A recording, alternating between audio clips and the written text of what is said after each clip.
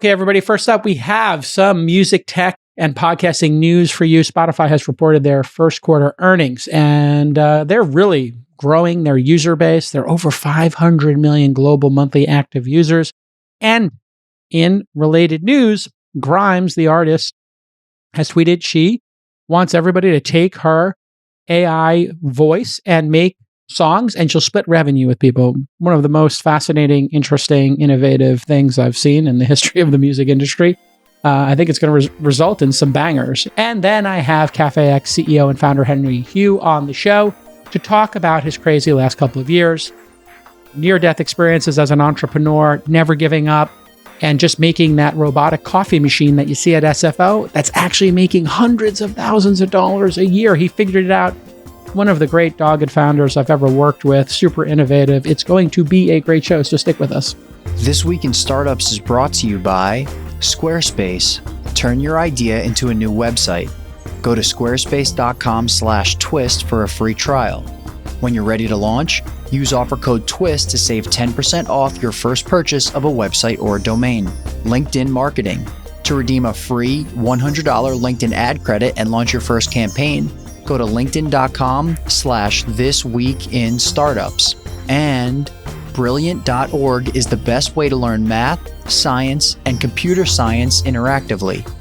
Try everything Brilliant has to offer for a full 30 days and get 20% off an annual subscription at brilliant.org/twist.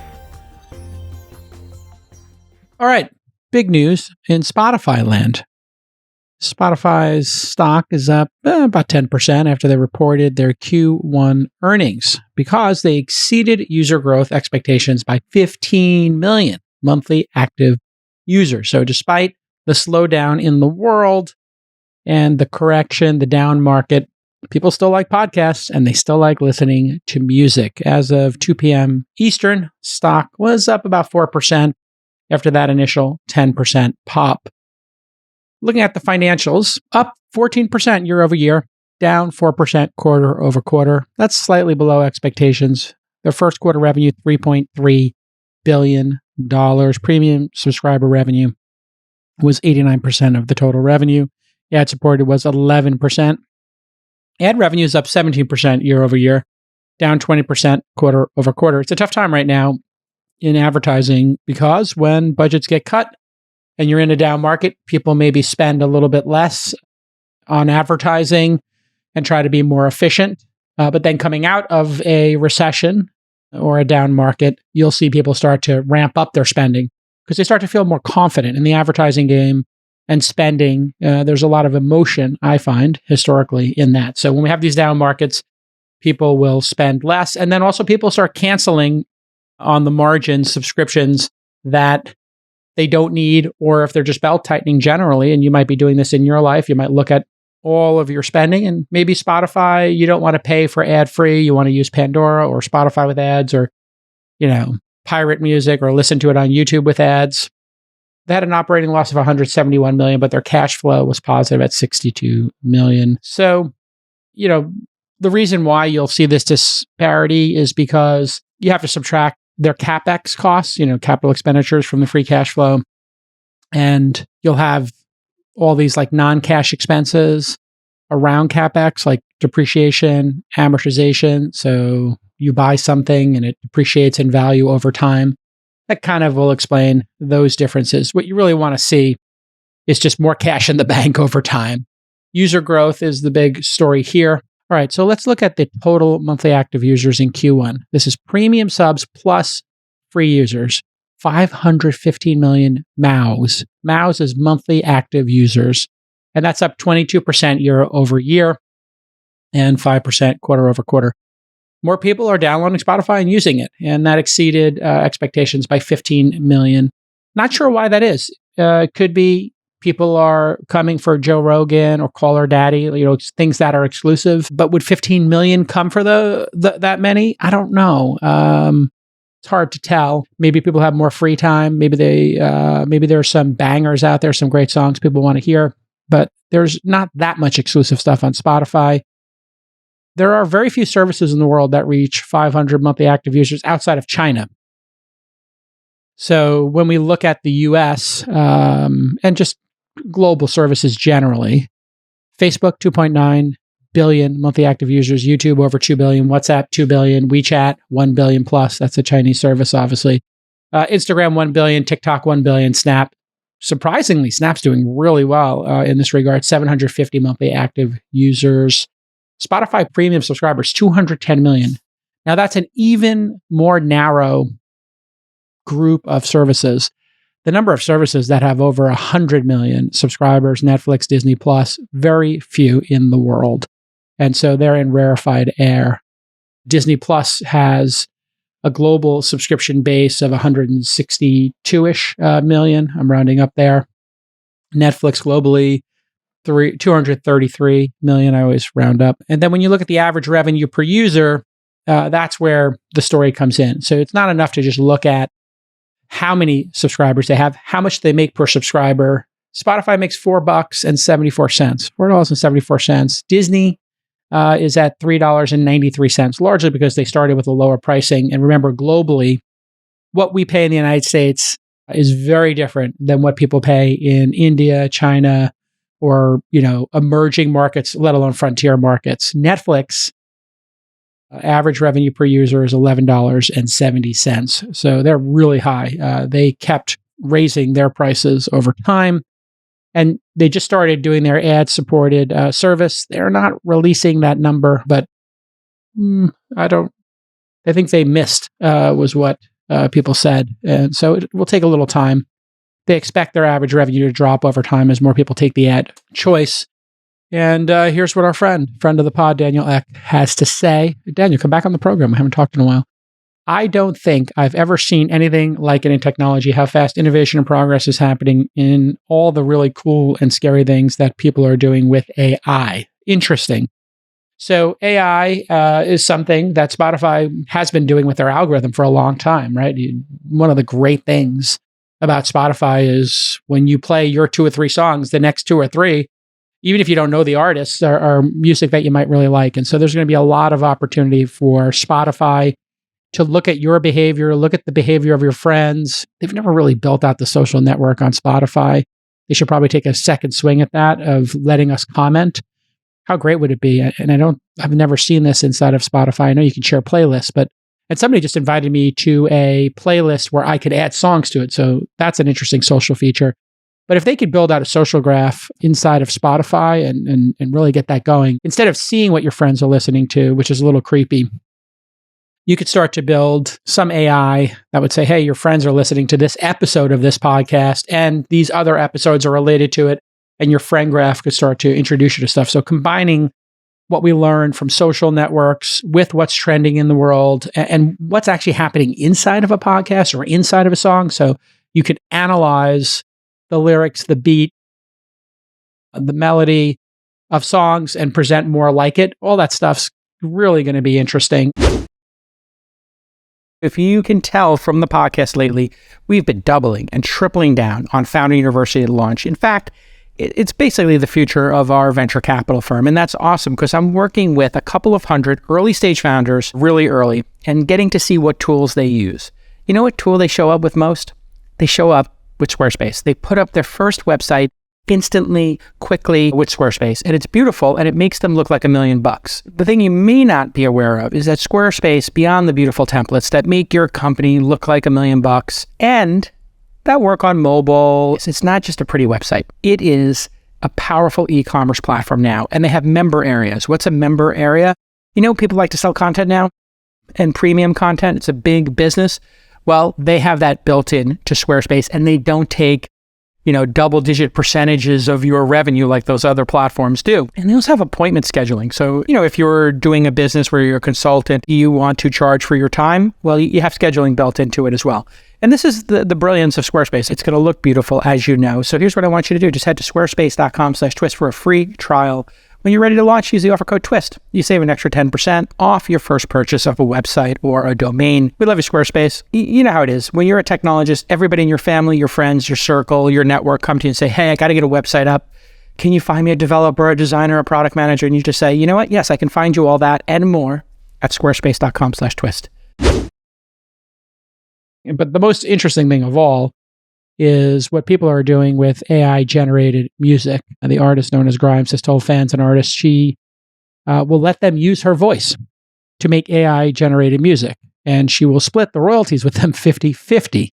Now, we talked last week on the show about Heart on My Sleeve. That's the song that went viral using AI-generated voices of Drake and The Weeknd. I'm not sure if the lyrics were AI-generated. I think a lot of times people are writing the lyrics and then having these AI artists perform it. But the industry is really not interested in this, and they're putting the kibosh on it.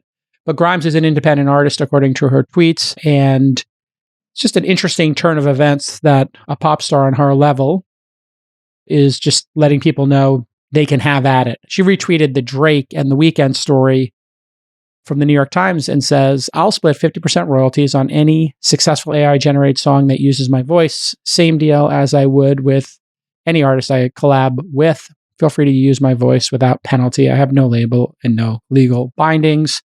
I think it's cool to be fused with a machine, and I like the idea of open sourcing all art and killing copyright. So, very interesting position, but she followed up because obviously there could be people who might do things that are no bueno. So she says, okay, hate this part, but we may do copyright takedowns only for really, really toxic lyrics with Grimes' voice. IMO, you'd really have to push it for me to want to take something down, but I guess please don't be, quote, the worst, as in try not to exit the current Overton window of lyrical content with regards to sex violence, like no baby murder songs, please. And I think that's pretty reasonable. And last week, I talked about artists leasing out their voices and how this could be a totally new business model in the industry. I was thinking about artists who are no longer alive, like Elvis, or bands that are no longer working together, like Dire Straits, and that this could be amazing and delightful for people to imagine, Elvis doing a new song every year, or a new album every other year, or a Dire Straits album coming out every couple of years. That was completely written by fans or done by AI. In fact, if somebody makes me a Dire Straits AI, I'll start writing new lyrics myself. That's how much I love that band. And so, the lesson always for me is when new technology comes out, you just have to ask yourself, well, what crazy thing can I do with it? And what if it works? And embrace it. Even though Universal Music Group and others are fighting to protect their catalogs and, don't want their stuff being done this way, I think this is going to become a major trend. Some people are claiming the end of music is coming. I think this is going to be a tremendous boost for the music industry. I think we're going to see a certain artist who adopt this become the artist of the futures. And so Grimes has always been a cutting edge artist, but I think this will define a new generation of artists, people who allow people to remix it. I talked about sometimes you have to retrain your brain to become an early adopter and stay ahead of trends. And I talked about that in the Blueprint series here on This Week in Startups on episode 1537. Here's a 46-second clip where I talked about this. It's very easy to look at something, and humans take a very pessimistic view early on. We're scared creatures. So you have to retrain yourself to be an early adopter. And there's this, of course, chart that you see all the time, early adopters on one side, laggers on the other, and the majority, right? And there's like the faster majority and the slow majority of people when they adopt technology or trends. I like to, as an individual, look at these new trends, and instead of being scared of them, I like to be curious about them, right? And I like to look at them and say to myself, what if they work, right? And so you want to anticipate that these things that look like they're not going to work are going to become something big. And usually it takes 3, 4, 5 tries for something to actually stick. So there you have it, folks. You just want to say, what if it works? And so if this does work, and let's say 1,000 people make Grimes songs, and let's say 10 of them are really good, and she makes an album out of those 10, what if 2 or 3 of those chart? What if 2 or 3 of those make, hundreds of thousands of dollars in royalties a year for the individuals who write them? Well, then they might write more. And then next year it might be 10,000 songs get released and Grimes becomes the #1 artist in the world. based on people just using her aesthetic. This could be transformative. And if Kanye West, does avant-garde music, but it's kind of cool to see him do cover songs, maybe letting AI do a cover, and he doesn't have the propensity to want to do these. Well, I kind of like listening to Kanye and cover. I love cover songs. One of my favorite playlists on Spotify, speaking of Spotify, is they have like folk or acoustic covers, it's called, something like that. And sometimes when I'm driving, I'll just put that on and I get to hear different people's interpretation of classic songs or modern songs, on acoustic guitar, and it's delightful. But you have to wait for somebody to do it. Now you could have Kanye covering a Dire Straits song or Dire Straits covering a Kanye song. It can get really just fun and interesting. So I say embrace it. Speaking of embracing it, next up, one of my earliest investments and exciting ones, CafeX CEO Henry Hugh is on the program. He's been on the show a couple of times before, but the last 3 years were brutal for CafeX because pandemic shut things down, including airports where they have 2 machines at San Francisco's airport here, SFO. And so we talk about the different pivots they've made and how they survived the downturn. But this barista robot that they've built with the moving arm that can serve hundreds of cups of coffee a day, it's actually working. And he actually has people who are buying the machine from him now and doing hardware as a service. People buy the machine, they buy the software, and they can run their own cafes. He's raising money in an equity crowdfunding effort on Republic. So if you want to join the fund and place a bet, and these are bets, most startups fail, so be careful, folks. But if you want to be on the cap table with me, feel free to go check that out and make an educated decision for yourself. But here he is, Henry from CafeX with the update. Listen, when you're selling a B2B solution, you really want to get your pitch in front of decision makers, the ones who have the corporate card or sign the POs. And typically those senior level executives are the hardest people to reach unless, and you know this to be true, you use LinkedIn. Yes, that's right. They're getting close to 1 billion people on LinkedIn. It's like 875, 900 million people use it. But of that group, 180 million of them are the coveted senior level executives, and 10 million C-level executives are on the platform. They're the ones who can make a purchasing decision. You can reach them with LinkedIn ads. It's built specifically for business-to-business marketers like me and you. No other platform in the world has these type of eyeballs, nor do they have them in the business context, right? When I'm on LinkedIn, LinkedIn equals business, business equals LinkedIn, LinkedIn equals business, business equals LinkedIn. You know that to be true. So they're going to reach these business-to-business decision makers in a respectful, focused environment. So if you're selling a B2B solution and you want to engage with the elite buyers, just mark it on LinkedIn. And here you go. A Hyundai is waiting for you. $100 in credits. Just go to linkedin.com/thisweekinstartups to claim your credit. No spaces, no dashes. LinkedIn.com. And then the name of this podcast, This Week in Startups. No spaces, no dashes. Terms and conditions apply because they're giving you a Hyundai. All right, welcome back to the program, everybody. I'm really excited to have our guest back on the program today because my philosophy of startups is I don't quit. And if things get hard, I just double down, triple down, and I will work with any founder that we've invested in until they decide to give up. My founder today had ample opportunity to give up at any time during what was one of the hardest streaks of bad luck I've seen an entrepreneur have to go through. Hardware is hard. Running a retail operation is hard. San Francisco is the most impossible location to run a retail location, as you've all seen over the past 5 years. And we had this little thing called COVID shut down the world. Today on the program, the co-founder and CEO of CafeX, Henry Hugh. Henry, welcome back to the program. How are you doing? Good. Thanks for having me back. So you and I met. You sent me famously a video. I think you were in Hong Kong or China or Shenzhen. I don't know exactly where you. Hong Kong. Yeah. Years ago, and you said, "Look, it's a robot making coffee." And I said, "Is it a joke?" You said, "It's not a joke. I built it while you were in college." I said, "That's interesting. Come to my accelerator."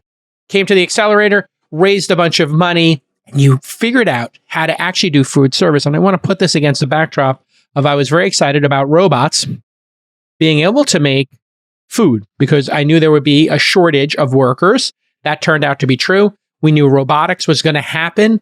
and would get more refined over time. But when I looked at it, the pizza company I looked at, Zuma, a couple of hamburger companies, I think one was called Moment, Salad Bot, Tea Bot, Ramen Bot, Frozen Yogurt Bot, Dishwasher Bot. Almost none of those worked. I think the dishwasher one did work. And you were able to make this incredible Cafe X automated coffee machine.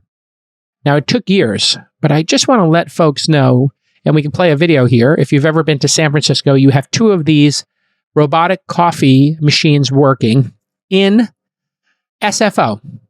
It was really hard to get in there. And so we don't have to rehash the past, but you've been on the pod so many times. But I want to just start with just what's working, and then we'll work backwards to just how cataclysmic COVID was for your startup and how you survived it. So here we see on the screen the robot doing what it does, making perfect coffee at a tremendous rate. Talk about the 2 machines at SFO and what you experienced in 2022 and into 2023, and welcome back to the program. Sure. So yeah, 2022, we reopened after COVID. And we initially started with 1 machine, and then we added a second one, and we had a great year. They did over $730,000 between the 2 machines combined. And we really kind of proved 2 things. One, that as far as I'm aware, they're the highest revenue generating vending machines in the world. So fully automated, fully unattended, like literally there's nobody there. We go there once a day usually for cleaning and filling it up. Otherwise, it's just sitting there running by itself, serving hundreds of people every day. And then the second thing is that we proved that it's reliable. Like there isn't like a fully automated robotic food service machine out there in the public today. There just isn't, except for ours. Right. And so when people ask, how is this different than the powdered coffee machine we see in Better Call Saul, where you put in 50 cents and it makes a cup of Sanka with some powdered milk in it? Explain the question we got all the time. Why are you doing this with a robotic arm? Doesn't this exist already? I think those were the 2 objections or questions that, the public and more importantly, investors had. What was the answer you gave people to those 2 questions? And how have those 2 specific questions, why use a robotic arm and how is it different than the previous machines? What is proven to be right, wrong, or interesting about those questions you got? Yeah, a lot of people will immediately say, like, what's the difference between this and an espresso machine? And so I think it's because probably these people don't have a very good understanding of how specialty coffee works, or how baristas make really good quality, good tasting coffee. Actually, one of our customers now is like one of the top like specialty coffee roasters in the US. And we're serving their coffee at SFO. It's called Onyx Coffee Lab. So really, like, I think we've done the right things to make a system that serves good quality coffee. And we've put in the right components such that it makes sense. So what does a barista do when they make coffee? They move cups around and they operate semi-automatic machines. That's essentially what our robot does. It moves cups around. And because the airport is a busy location, which is why it's a good fit for this machine, it's helpful because the machine can be simultaneously making 6, 8, 10 drinks at a time. You're moving the cups around to different machines to collect different ingredients, giving them to the right customer at the right time. Like, for a person to manage that is pretty stressful. And then the actual machines that make the drinks, making good coffee is just having a good machine and having good ingredients, and then also dialing in that machine properly, sort of calibrating it to create the recipes properly. And so, like, we use the top of the line fully automatic espresso machine. We work with great coffee roasters. We work with them to dial in the recipes so that everything tastes good. And then the robot just allows us to make lots of drinks, perfectly, accurately, at the same time. And that consistency is a key component here. So what people missed about your vision, which I'm not sure why they missed it, because it was so apparent to me, having been to a Starbucks or even a Blue Bottle, that mistakes are made. And then you actually had statistics on this, like I remember you telling me at some point, like over 50% of the drinks have mistakes in them. Their temperature's wrong, etc. Humans make mistakes.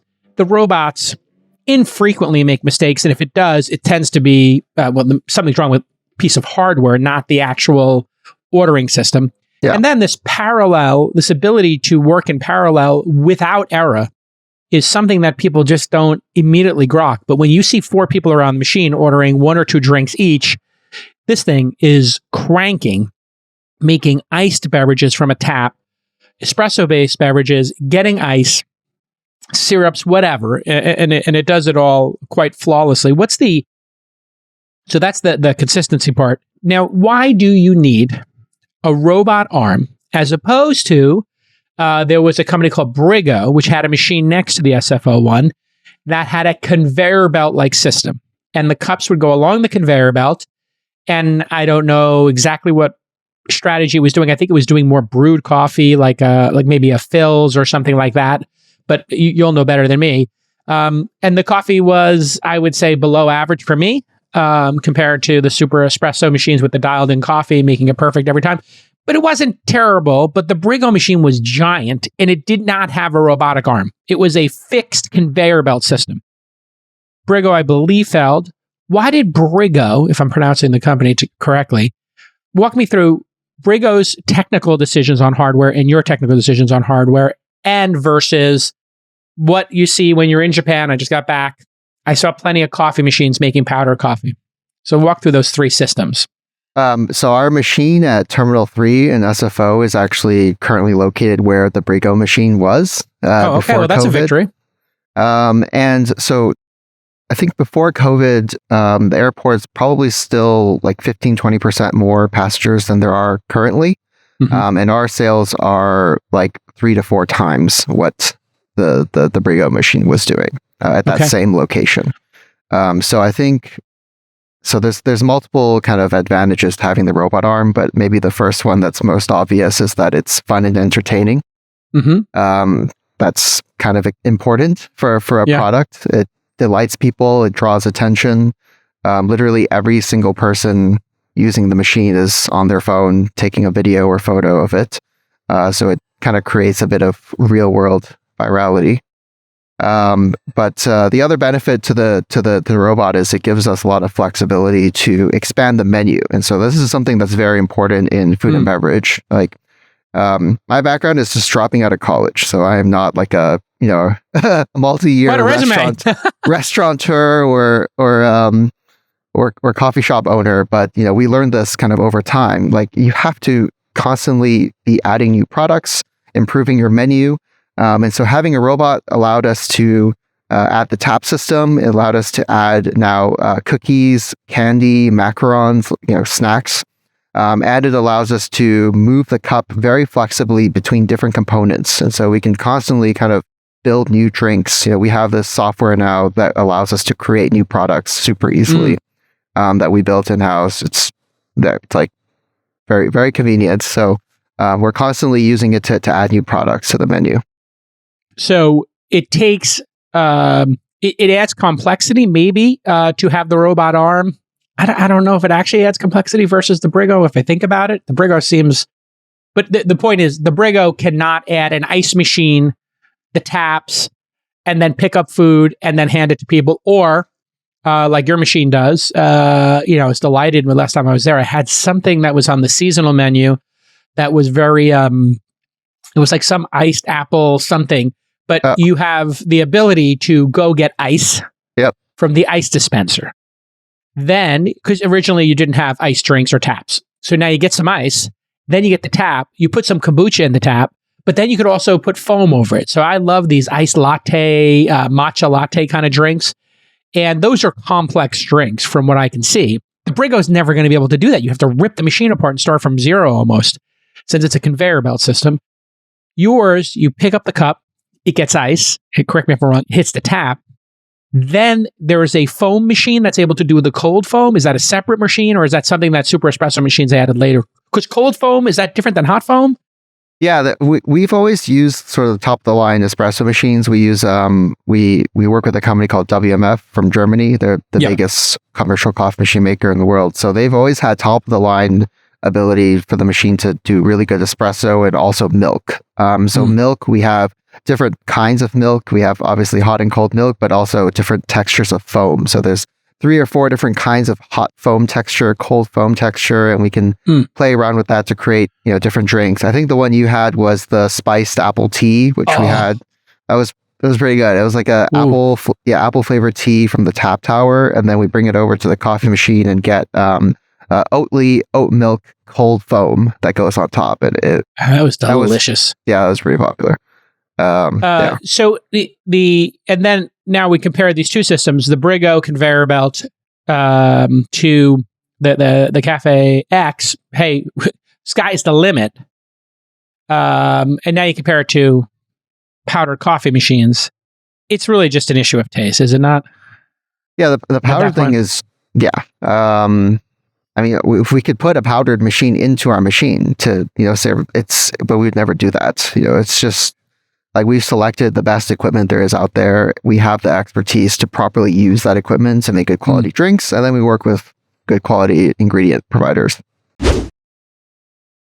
If you're listening to this podcast, you clearly have an interest in startups and technology, but do you have the skills and knowledge you need for a career in tech? And if you do have those skills, are you still learning and growing? Because everyone in tech knows if you're not building new skills geared towards the latest platforms, well, you're falling behind. And right now, that platform is AI, artificial intelligence. AI isn't just the future, it's the present. We see that happening. We're talking about it every day on this podcast. And to be part of the tech revolution, you need to understand the core concepts behind AI.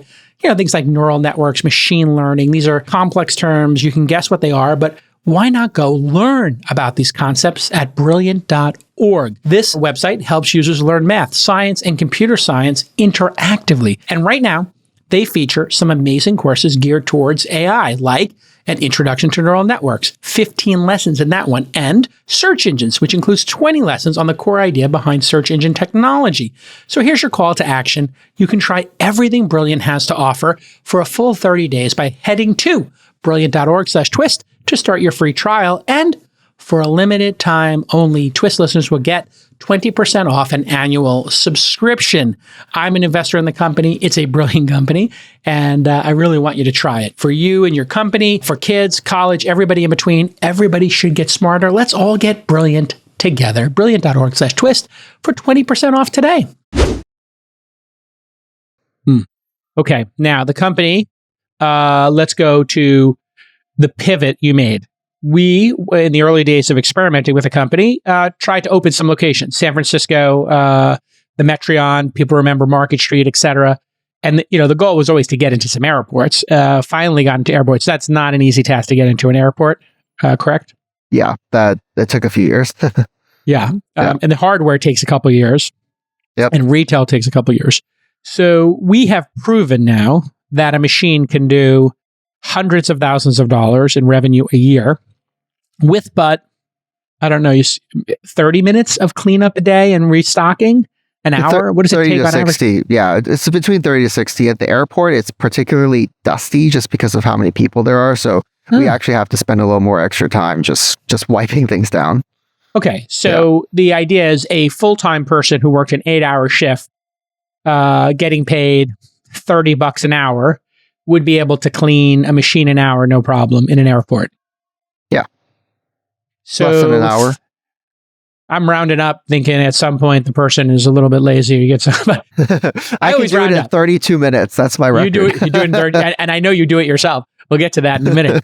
But that means for a $30 an hour person, which is whatever, 4 times the minimum wage federal and double the local minimum wage in like a place like San Francisco or Seattle, New York.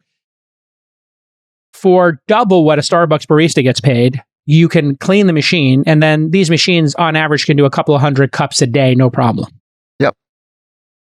So that is quite a savings. And these do not need to take up a storefront at an airport. If there's a lounge area, which the airport is filled with them, you could remove, 6 seats, maybe 6 seats on each side, 12 seats or so wide. You could remove a bench and put this thing in, as long as you have 220 And do you have to pour water to it, or do you bring in water? It's designed for water and for drain. But if this is like something that can't be set up, it can be done so that's portable. So it could be made portable. You just put a 50-gallon drum of water. We've water really in. optimized the deployments now. So when we set up a machine for a customer, it takes like just a few hours. Like it used to take days. Okay, so let's talk about that. At some point, you realized, hey, taking this national is going to be really hard. We should be a technology provider to other cafes or franchisees, or it's not technically a franchise product, but people can now buy the machine themselves. They can slap their own logo on it. If you were the New York Knicks and you wanted to put 4 of these in Madison Square Garden, you could have a panel at the front that says, Knicks drinks, and you could have all drinks based on the Knicks players. You could have the panel change to the Rangers the next night, or Miley Cyrus or the Grateful Dead or Billy Joel if they played there. Or you can just have it say MSG and have your whole MSG drinks with a Knicks orange latte or whatever. Sounds pretty terrible, but putting that aside, or other airports around the world, or campuses, NYU, if they're having a problem staffing these things, they could just buy 5 or 10 machines and operate them themselves, or a kitchen provider that provides to NYU or Fordham or Harvard campus could now buy them. They buy the machine. I think they cost $250K, and there's a smaller machine coming, and then a couple of thousands a month in SaaS. So you're now a hardware as a software model, and you have some number of customers from this. Explain the pivot, how you decided to do it, and how it's going. Sure. So we basically used our own machine and developed it over multiple years. We basically started in 2017 with those 3 prototypes in downtown SF.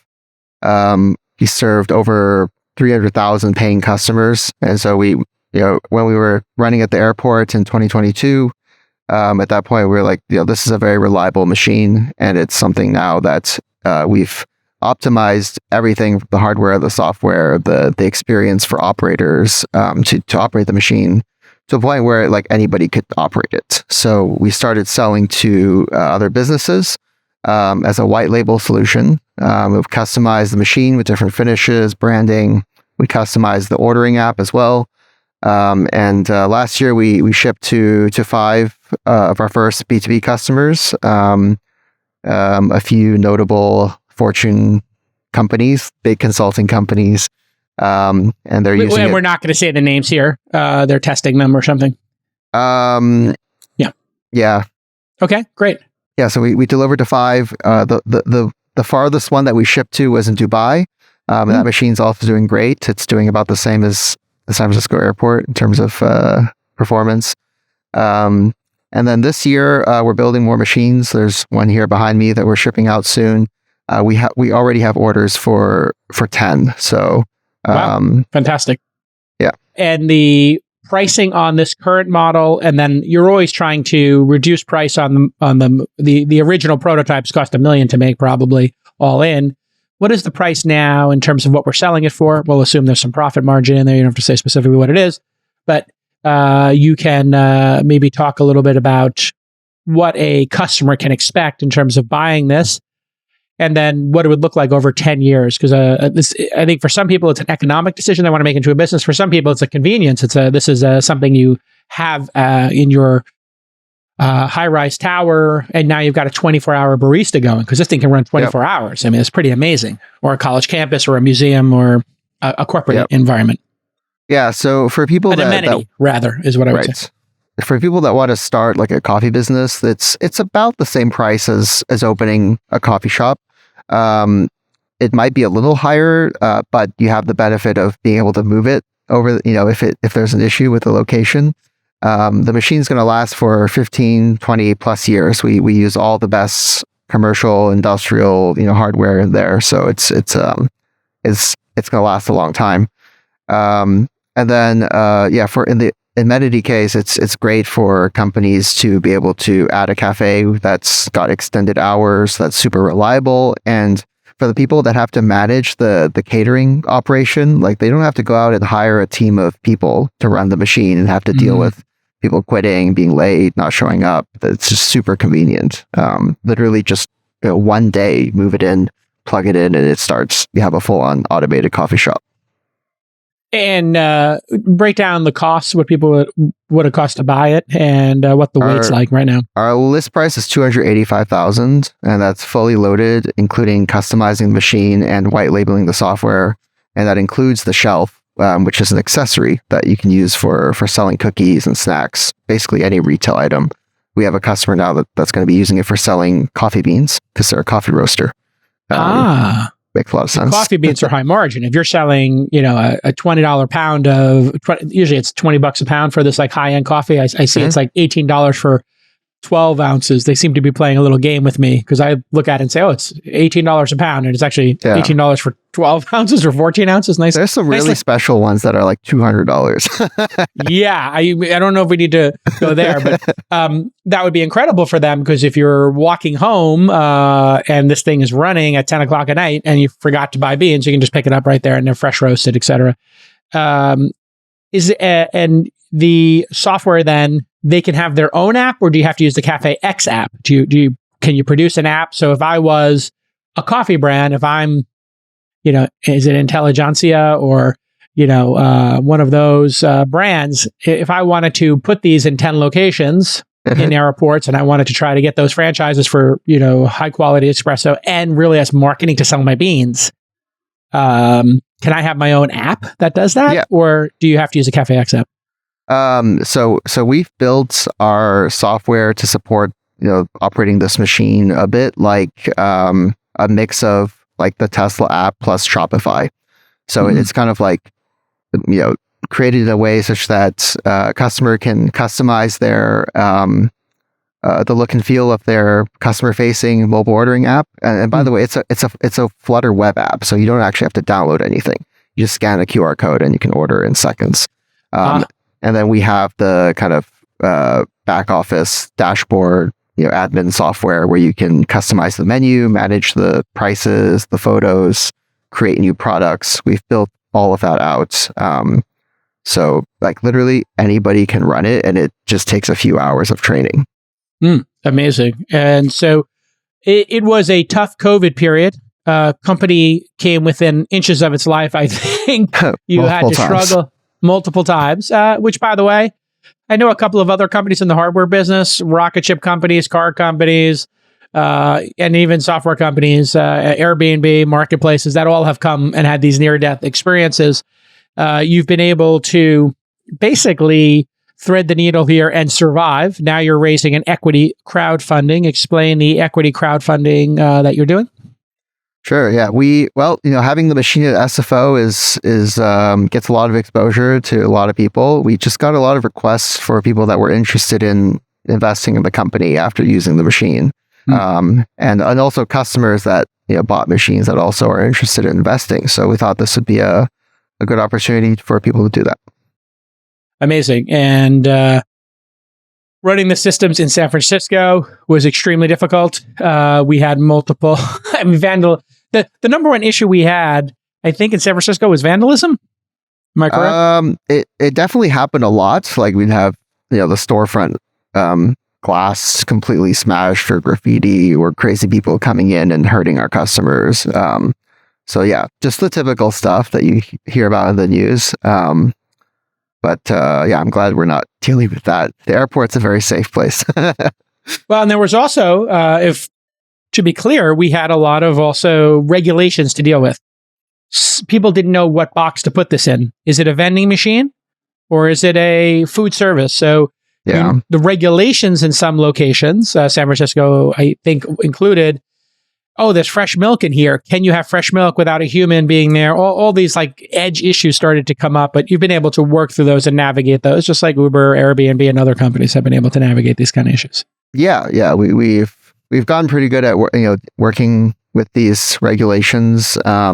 Although like our machine is out there in the public, it's not like an Uber that's kind of just like, it's not obvious what car is an Uber and what's not. Whereas our machine is just sitting there. So I think we have to follow we had to be very good about actually following the regulations.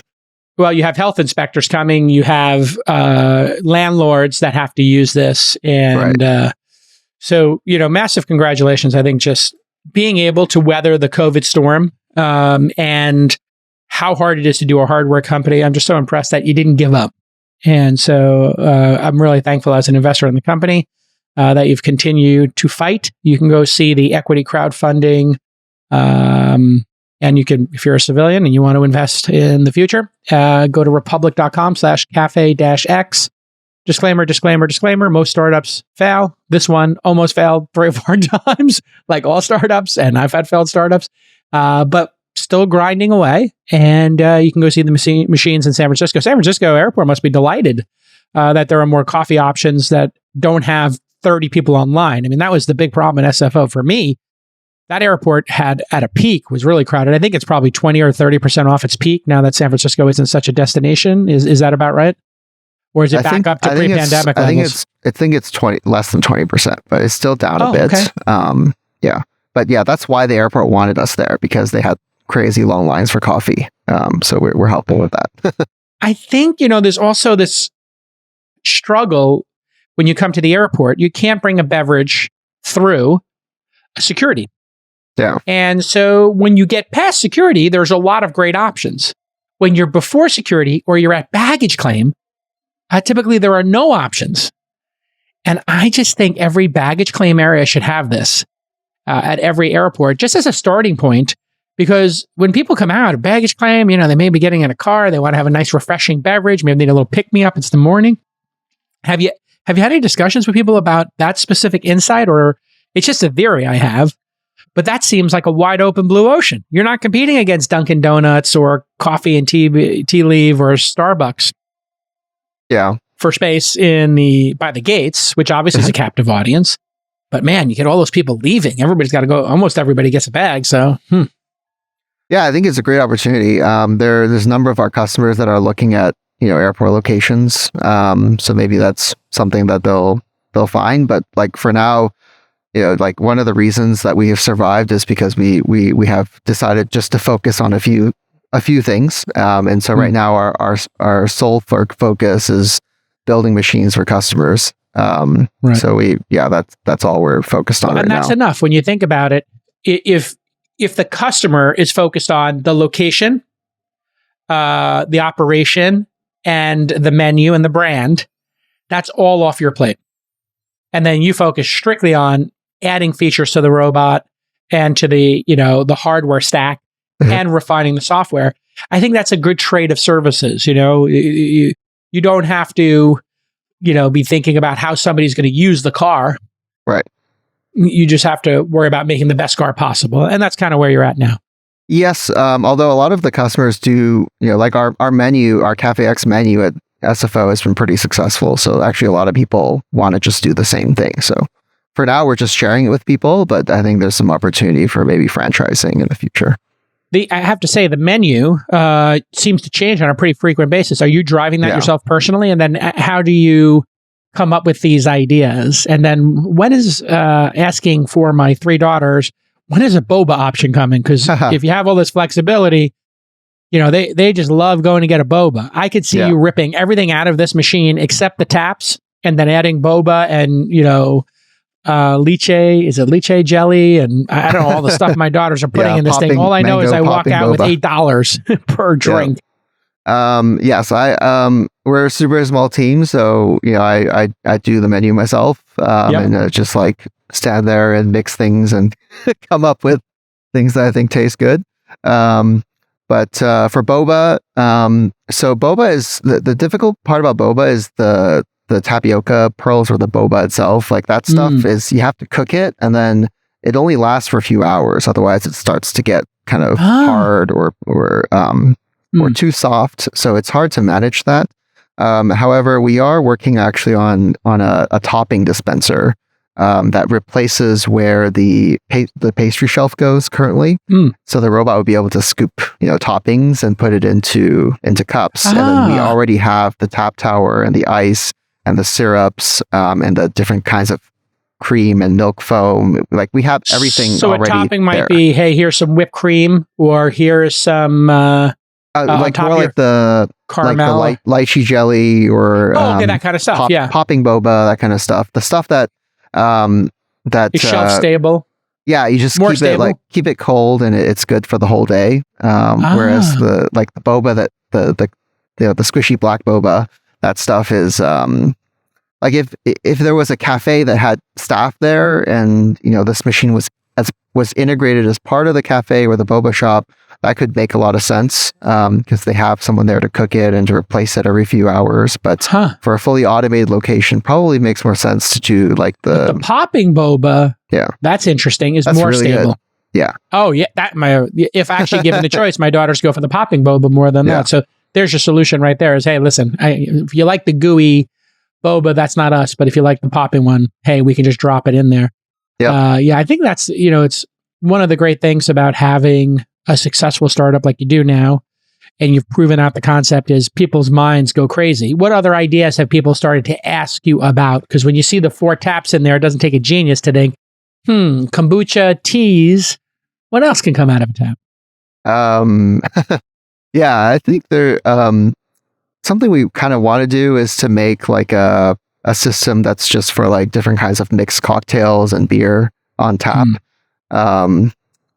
Obviously there would have to be people there, but with alcohol, the margins are pretty straightforward. It makes sense to have somebody there anyway. But that might be something we do in the future. Yeah, I mean, depending on the venue, if you can only get into a venue with a driver's license, then once you're inside the venue, then you don't have to worry about children having access or underage people having access to the drinks. Yeah. So that could be solved if you had a mega club and people were at some, mega club and there was 1,000 people in the club or 500 people in a bar or a stadium.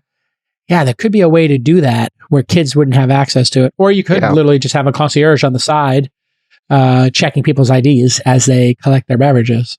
Not perfect, but... Our tap system is something we completely engineered it ourselves, but with the nitrogen infusion and how everything connects together, how it's dispensed remotely. Like this is something it's like a separate product that we could turn into something else.